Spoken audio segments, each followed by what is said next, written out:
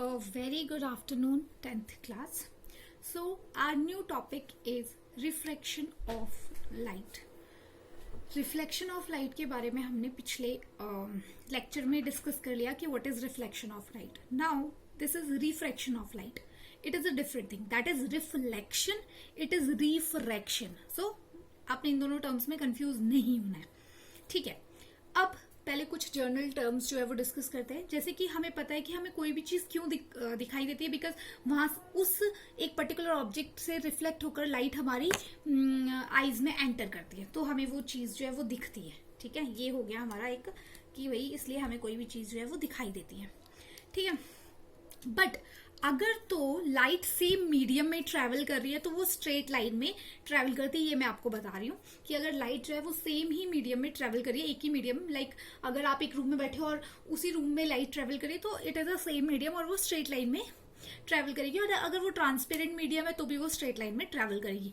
But अगर light जो है एक डिफरेंट मीडियम से डिफरेंट मीडियम में जा रही है, यानी कि फॉर एग्जाम्पल अगर लाइट आपकी एंटर करिए एक ट्रांसपेरेंट मीडियम से टू अदर मीडियम जहां पे कि जो मॉलिक्यूल्स हैं वो इतने ज्यादा लूजली पैक्ड नहीं है.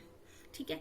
सो उसके लिए आप उसमें क्या डिफरेंस आएगा, मतलब लाइट में क्या डिफरेंस आएगा या आपके देखने की एबिलिटी में क्या डिफरेंस आएगा.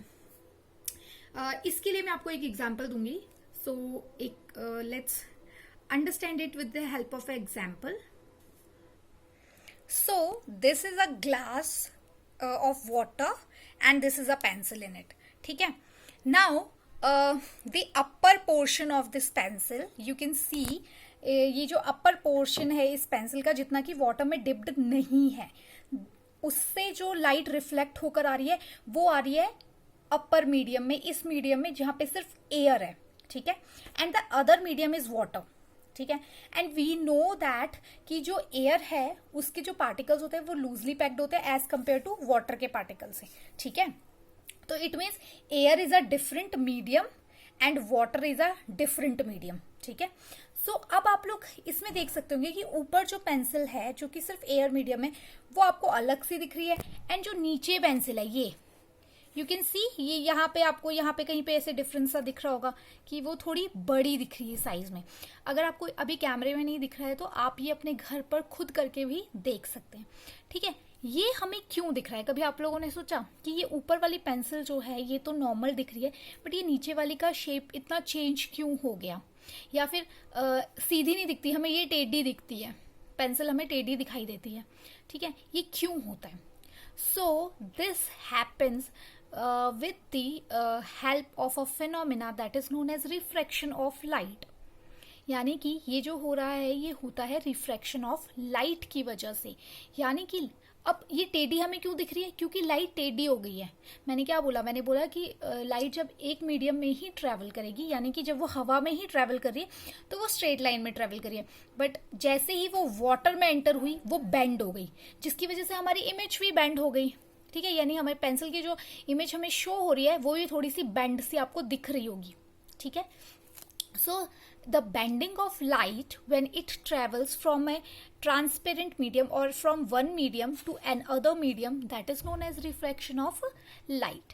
सो ये एक एग्जाम्पल था जिसके थ्रू मुझे आप लोगों को बेसिक क्या है रिफ्रैक्शन ऑफ लाइट ये समझाना था.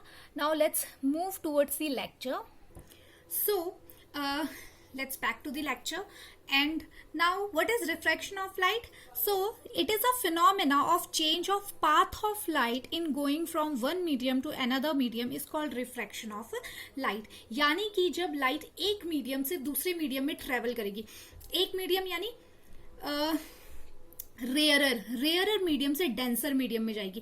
Now what is rare medium. Rare medium ऐसा मीडियम होता है जहां पर कि मॉलिक्यूल्स आपस में लूजली पैक्ड है. फॉर एग्जांपल एयर, जैसे कि हमने एयर का एग्जांपल लिया, आपने देखा जो पेंसिल का पार्ट एयर में था दैट वाज क्लियर कि वो हमें अच्छे से दिख रहा था.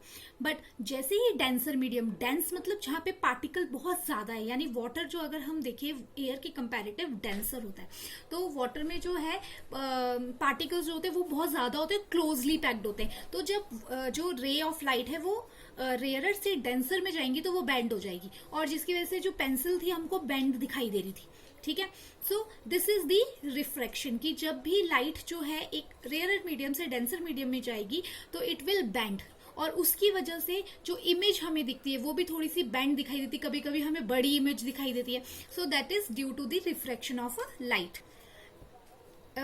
नाउ रिफ्लेक्शन की जो कुछ एक प्रोसेस है, first of all the refraction occurs right at the boundary of two medium. जैसे कि आप लोगों ने उसमें भी देखा था कि जो गिलास में पानी था, जहां पे पेंसिल जिस गिलास के अंदर डिप हो रही थी, यानी जहां पे एयर और वाटर मिल रहे थे, आप लोग प्रीवियस पीछे जाके वीडियो चेक कर सकते हैं कि जहां पे एयर और वाटर मिल रहे थे वहीं पे बेंडिंग हो रही थी। यानी रिफ्रैक्शन कहाँ होती है? द बाउंड्री, जहां पर दो मीडियम मीट करते हैं वहां पे जो है वो रिफ्रैक्शन होती है। In refraction angle of refraction is never equal to the angle of incidence. जैसे कि हमने देखा था रिफ्लेक्शन में कि क्या होता है कि जब रे ऑफ लाइट किसी भी रिफ्लेक्टेड सरफेस के ऊपर पड़ती है तो angle of incidence is always equal to angle of reflection, but refraction में ऐसा नहीं होता है। वहां पे एंगल ऑफ रिफ्रैक्शन जो होता है वो एंगल ऑफ इंसिडेंस के इक्वल नहीं होता है। Like we have studied the laws of reflection, similarly we have two laws of refraction also. So let's discuss them one by one. The first law says the incident ray, the refracted ray and the normal to the interface of two transparent medium at a point of incidence all lie on the same plane. जिस तरह से law of reflection में भी कहा था कि जो incident ray है, रिफ्रैक्टेड रे है और नॉर्मल वो सेम प्लेन पे होती है, सिमिलरली यहाँ पे भी जो इंसिडेंट रे है, रिफ्रैक्टेड है, नॉर्मल है, वो सब सेम प्लेन पे होगी। मतलब कि जैसे 3 डायमेंशनल नहीं होता है, ठीक है, सेम प्लेन पे ये चीजें एक्ट होती हैं। उसके बाद सेकेंड लॉ है हमारे पास, the ratio of sine of angle of incidence to the sine of angle of refraction is constant. यानी कि अगर हम देखें जो sine of angle of incident है over sine of angle of refraction है वो हमेशा कांस्टेंट होगा for the light of given colour. यानी कि अगर मैं एक अप्रोप्रिएट लाइट की बात कर रही हूँ, जैसे कि मान लो मैं बात कर रही हूँ रेड लाइट की, ठीक है, रेड लाइट एंटर हो रही है, तो उसके लिए जो sine of angle of incident और sine of angle of refraction over होगा दैट इज ऑलवेज कांस्टेंट। और ये जो लॉ होता है इस लॉ को हम स्नेल्स लॉ जो है लॉ ऑफ रिफ्रैक्शन भी कहते हैं। ये जो ये जो रिफ्रैक्शन ऑफ लाइट मैंने आपको समझाया with the help of water, glass और पेंसिल, इसी तरह का एक एक्सपेरिमेंट होता है that is the refraction of light in glass slab. So ये आपके प्रैक्टिकल में आप लोगों को करने के लिए आएगा। So for that experiment I will attach a YouTube video, so आप लोग उसको ध्यान से देख लेना। So this is all about refraction of light. So your today's homework is what is refraction of light, define the Snell's law of refraction. Thank you.